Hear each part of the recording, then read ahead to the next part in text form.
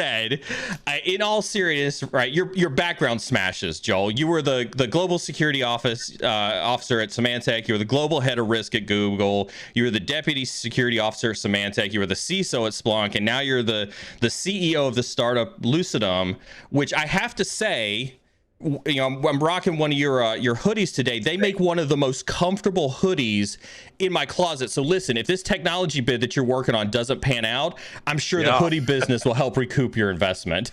We learned that from Splunk. That's awesome. Look, I'm excited to have you on the show. Jeff and I, you know, we're glad that you decided to come on and let us have a conversation with you. And so, behalf of my audience, behalf of my moderators, everybody watching and putting up with our antics tonight, thank you so very much. Would you like to, you know, say a couple of words to our audience? You bet. I have enjoyed watching the stream.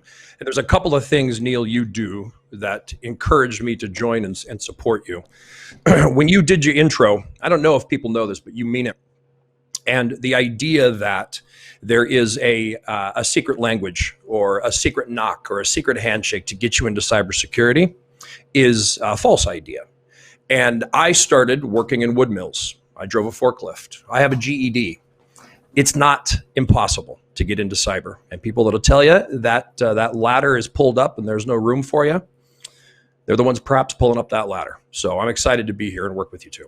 Thank you. Thank you very much for that. I mean, just since you brought it up, it was kind of a little bit later on, but just since we're on kind of the topic for that, you have an amazing story about how you got into cyber.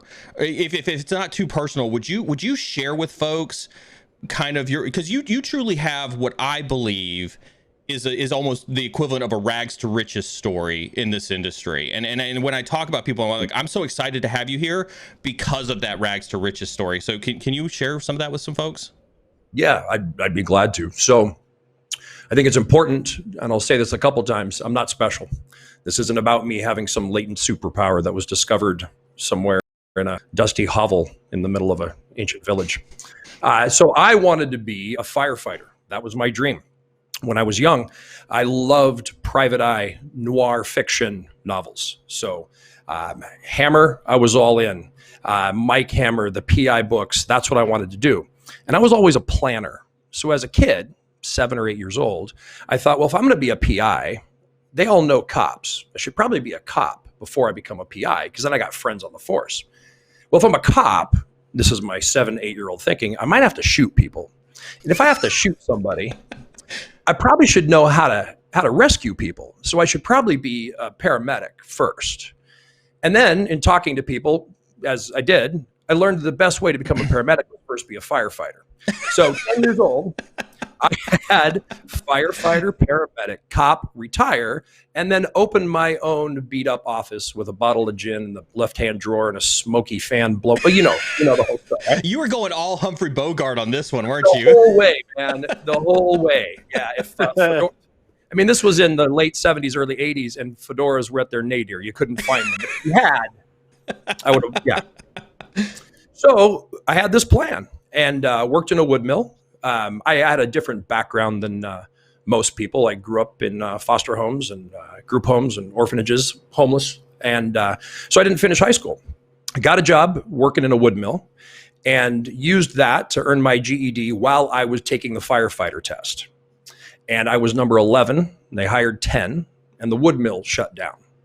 And so they did, through the unemployment department, they did this worker retraining program, and they made you take these tests, aptitude tests, right? Your Myers-Briggs, your aptitude, that sort of thing. So I'm a guy that had gone to work every day wearing overalls and come home with splinters in my hands. And my routine when I came home was take 2 casserole dishes and fill them with about a ½ inch of rubbing alcohol and just soak my hands in them for about a half hour watching TV because it drew the splinters out.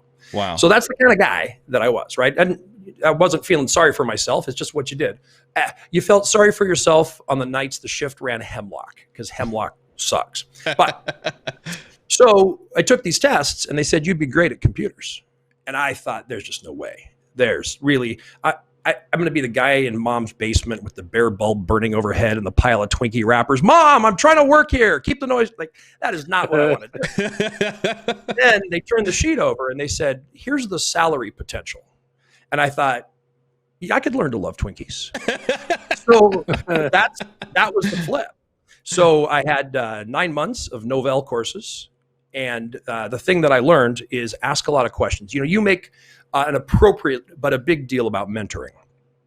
I went and interviewed all kinds of folks, senior engineers, net admin, CIOs. There weren't really CISOs at the time. Yeah. And asked them, what would you have done differently? How would you have started? What do you wish you knew? If you were going to hire me, what would you expect I have? I had a list of questions that I would interview these folks. And so I learned the one thing to be careful of. Back then, they called it a paper tiger. You don't want to be a paper CNE. That was the certified Novell engineer. So I started a consulting company on the side, and I did network installs for carpet cleaners and pest control companies and dentist offices and, lots of little. Yeah. You got it. Yeah. And earned my tech chops, always in the back of my head. When do I get to wear the fedora, smoke unfiltered Camels, and have that office, right? So security wasn't really a thing. We had WatchGuard firewalls, Sonic Wall. I learned recently WatchGuard's still a thing. And that was my intro into security.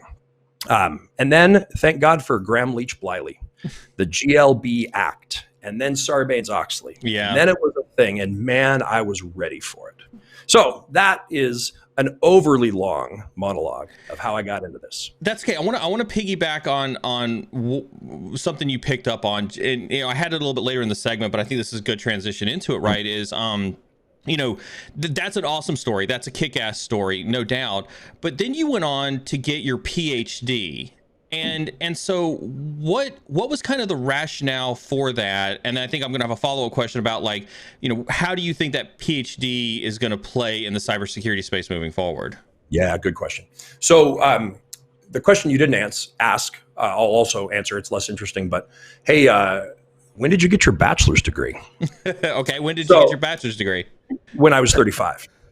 So I had probably 50 certifications. Now I'm good at taking tests, and certifications, as probably most folks know, are trivia questions. Most of them, right? Yeah. A couple aren't. A couple have a practical aspect to it, but most tend to be trivia questions. I'm a good memorizer. So I had probably 50 certifications and felt insecure, a little ashamed. And as I wanted to move up the ranks, I thought, man, I need something. I need a piece of paper. So I did my bachelor's, and then when I worked at Boeing, they offered to cover my master's. So I earned my master's while working at Boeing. I was ready to leave the security company that I was at. I was leading an area of security there, and I gave notice, and they said, what would it take to make you stay? And honestly, Neil, it was a whim. I'd always fantasized it'd be cool to be Dr. Joel. And I mean, come on, right? We all call ourselves doctor anyway, but you actually can back it up. That's impressive. But when you can make your wife call you doctor. Oh,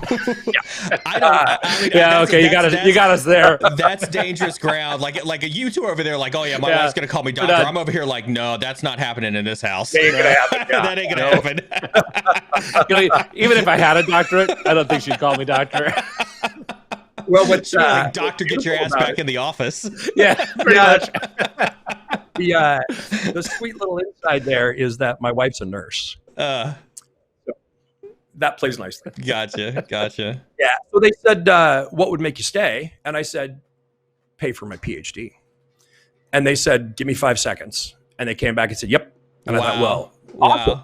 This sounds great, right? So I go from this insecure, I can do the stuff, I can do the work, but if somebody looks real close at me, they're going to say, this guy just got a GED, to now maybe I can get a PhD. And so then my brain started cranking in the imagination. I'm going to look for somebody who will be my co-founder in this PhD program, because it is where it happens. I mean, you read about it, right? Everybody drops out of their PhD program to start a company, and that's what I'm going to do. The PhD program was nothing like that. Nothing at all. Nothing. I didn't learn anything about security in the PhD program. And I'm not slamming it. I learned things that I didn't know I needed to learn. I learned about multivariate analysis, machine learning. I learned about authoritative sources and how to write well. And honestly, I learned grit, determination. People that make their way through the PhD, it's not because they're brilliant. They didn't quit. So those are some lessons that I didn't know I needed to learn, and they were taught to me through that. Do you, when you look back on that, I mean, again, cool stories, and that's one of the things that I wanted you to share with our audience here, with your history and your background. You know, you've got people in chat right now. There's hundreds of people in chat right now who are contemplating where to go with their career. When you look back, how do you advise somebody to say, what's the value of that PhD? I mean, you did it because you were like, hey, what would keep you to stay? And you're like, PhD. And they were like, cool, we can make that happen. But if somebody's looking at a career path, what's the weight of, going from bachelor's to master's to PhD? And how do you have that conversation with yourself? Yeah, that's a good question. So I did that PhD for me. I'm the only one in my family to have a PhD. Mm-hmm. I was the first one in my family to have a master's.